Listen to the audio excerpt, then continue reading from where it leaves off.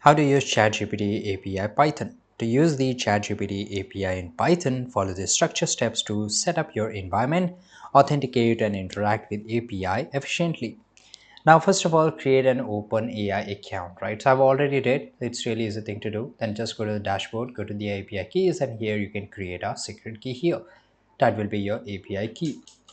Right now, second thing is that install the OpenAI Python library. Right, so whenever you are into PyCharm or you are using any of this stuff here, just you can copy this and paste it up there. That is a pip install OpenAI, and it will add or get a download and install automatically. Now set up your environment. So you can store your API keys as an environment variable to keep it secure. This can be done in a different ways depending on your operating system.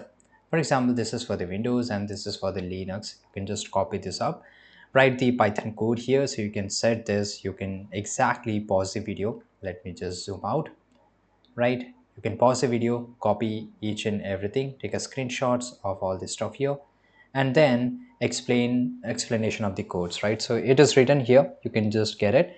So it's really easy thing to do, and once you just follow this step-by-step guide here, you will automatically able to do so. Thanks for watching this video. Subscribe.